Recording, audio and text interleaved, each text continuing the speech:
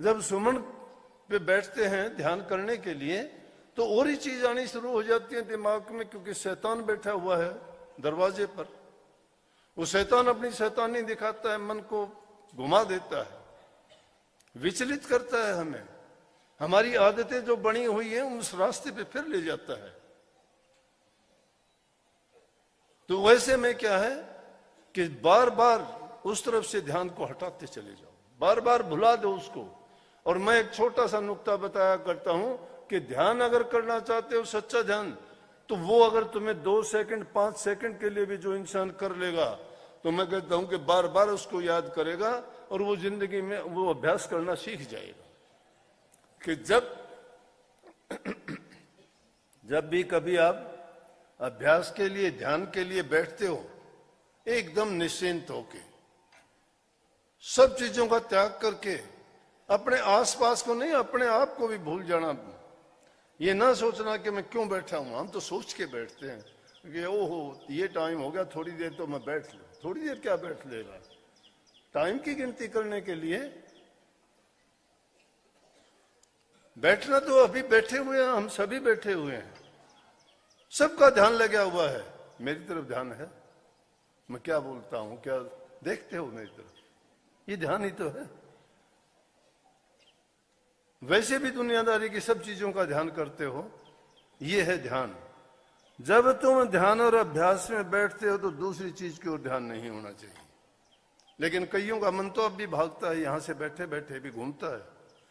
कोई काम छोड़ के आए हो, वहां बैठा हुआ मन तुम्हारा, क्यों मैं यहां सत्संग में बैठे हूं, वहां पता नहीं क्या होगा।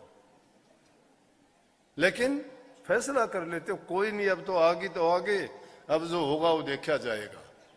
इसलिए वो कोई भी करके छोड़ दिया करो सारी चीज को, कि अरे छोड़ इनको, ये चीजों को, ये कुछ नहीं है।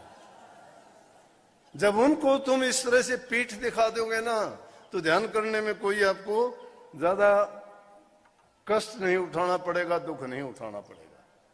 संतों की शरण में जाके सारा अपना आप जो भी है वो गुरु के ऊपर छोड़ दो।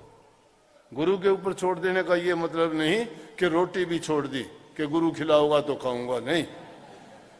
गुरु के ऊपर छोड़ने का मतलब है कि जो भी कोई कार्य करते हो उसमें गुरु की आज्ञा तलाश करो।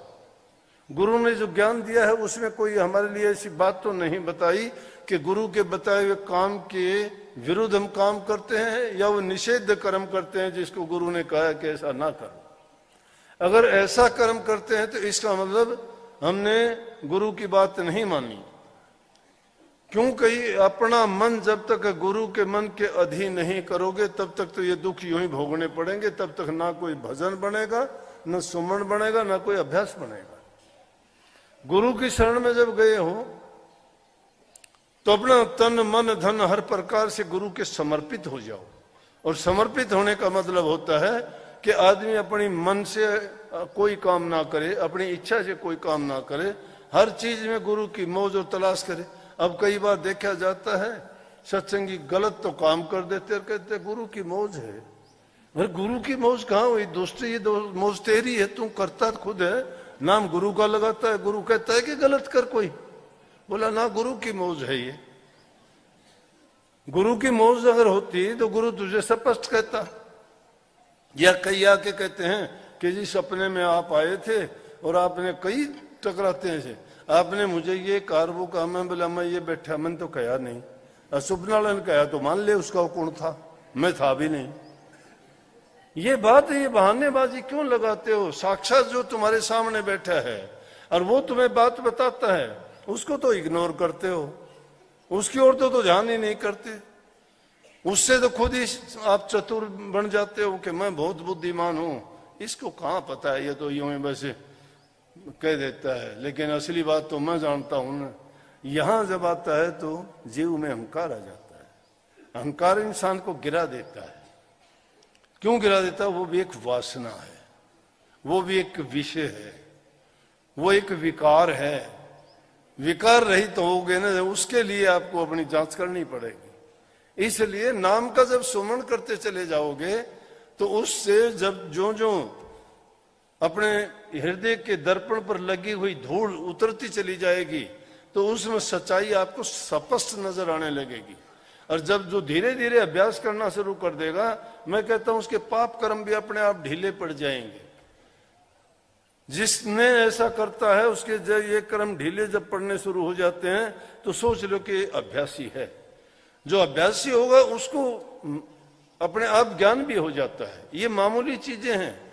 तुम सपने की बात जिसको बताते हो, जिनको सिद्धि शक्तियां कहते हो, ये कोई कुछ भी चीज नहीं है।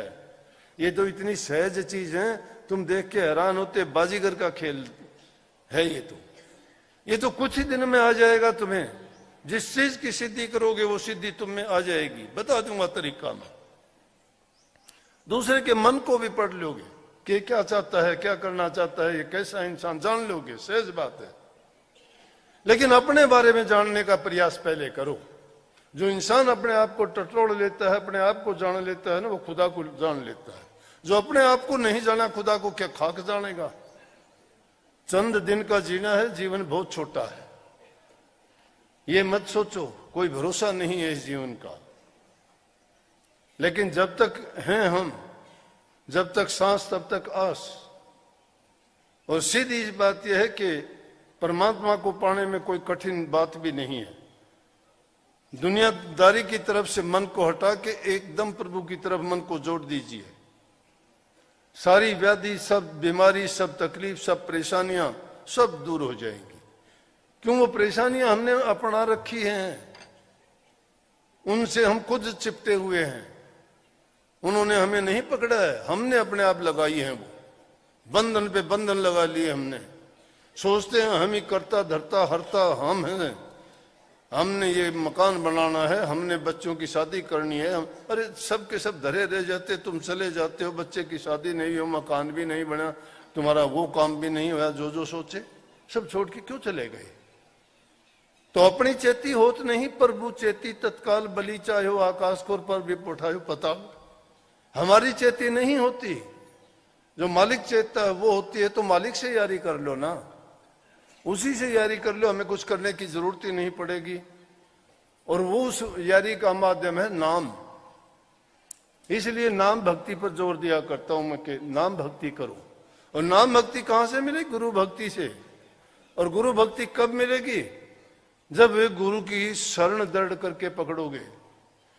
जब तक गुरु की शरण में दृढ़ नहीं हो, तुम्हारे हृदय में प्रेम, प्रीत और प्रतीति नहीं है। जब तक ये तीन चीज नहीं है तब तक भक्ति के लायक नहीं हो। प्रेम, प्रीत और प्रतीत। प्रेम पक्का, प्रीति और प्रतीत विश्वास। छिन डच लिउत्र, वो तो प्रेम ना, वो प्रेम नहीं है। एक छिन में प्रेम चढ़ जाए, एक में। जब तुम भक्ति के रास्ते पर चलोगे, नाचने लगोगे तुम तो। तुम्हारा हृदय में तुम्हारे प्रकाश जब हो जाएगा, खुशियां आ जाएंगी बाहर भी। क्यों कहते कि मेरा नाच बांध घुंघरू नाची? अरे जब अंदर में तुम्हारा मन नाचेगा, तुम्हारी रूह नाचेगी, तो शरीर भी नाच शुरू कर देगा। अकेली वो नहीं नाचती। जब मीरा ने उस हरि रस को, उस आनंद को जब अंदर में प्राप्त किया, जब रूह उसकी ऊपर गई, वो आनंदित हो गई सब विषय से अलग होके, और वो खुशी मिली, तो उसकी रूह ने नाचना शुरू कर दिया। इस अंधे घर में प्रकाश हो गया, रोशनी हो गई, खुशियां हो गई। और जब अंदर से नाचती है तो घुंघरू बांध के बाहर भी नाचने लगी। लोक लाज दुनिया की सब भूल गई। किस लिए भूल गई? उनसे कोई लगाव ही नहीं था। किससे शर्म, किसकी लाज? कौन हंसता है उस पर, कौन मजाक उड़ाता है? जिनको मानता ही नहीं वो उसका मजाक करो, हंसी करो। उसे मानना है, उसको खुश करने के लिए। वो खुश है, वो उसके हृदय में है।